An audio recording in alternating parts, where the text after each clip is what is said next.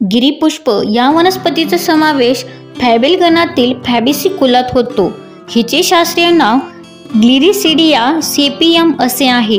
जगभरात गिरीपुष्प वनस्पतीला ग्लिरिसिडिया मातारॅथॉन, mother of cocoa, quick stick, tree of iron, feather duster, गमाल अशा विविध नावांनी ओळखले जाते.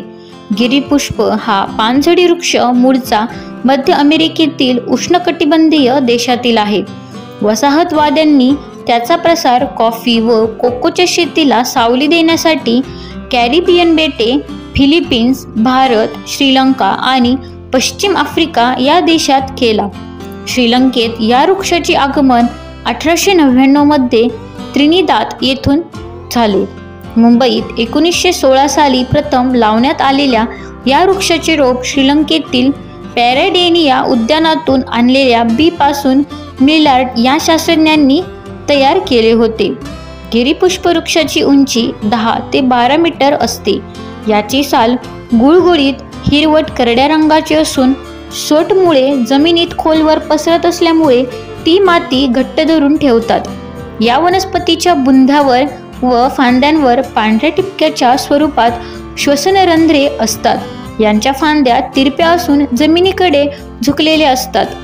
पाने विषमपर्णिका संयुक्त प्रकारची असून 25 ते 30 सेंटीमीटर लांब असतात. पर्णिकांची संख्या 9, 11, 13 ते 19 पर्यंत असू शकते.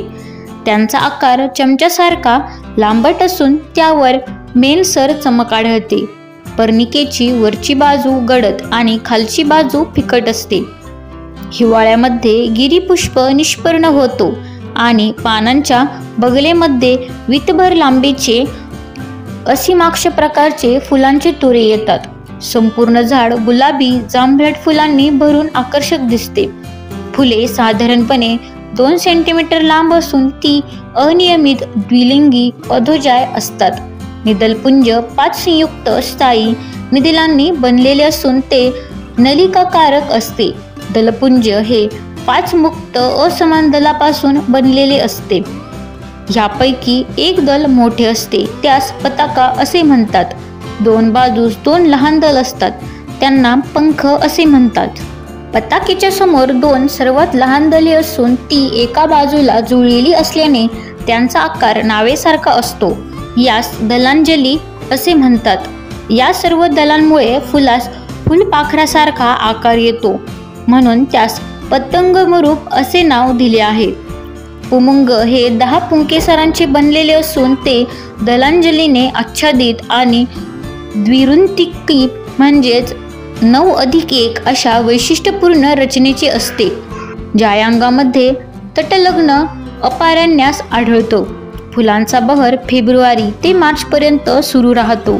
दरम्यान पोपटी पालवी आणि हिरव्या चपट्या शेंगाही यायला सुरुवात होते. बी आणि शेंगा आकर्षक गडद काळसर लाल तपकिरी रंगाच्या असतात. शेंग 12 ते 15 सेंटीमीटर लांबट, चपटी आणि टोकदार असते. प्रत्येक शेंगेत 8 ते 10 चपट्या बिया असतात. या वनस्पतीची अभिवृद्धी बियांद्वारे किंवा छाट कलमाद्वारे होते. गिरीपुष्प वनस्पतीच्या बिया आणि साल यांत उंदीरनाशक विषारी द्रव्ये असल्यामुळे त्याचे ग्लिरिसिडिया हे नाव योग्य ठरते. पानांमधील ग्लिरिसिडिन, बियांतील कॅनव्हानाइन आणि फुलांमधील 43% व पानांतील 18% कोमारिन ही द्रव्ये प्राण्यांसाठी विषारी असतात.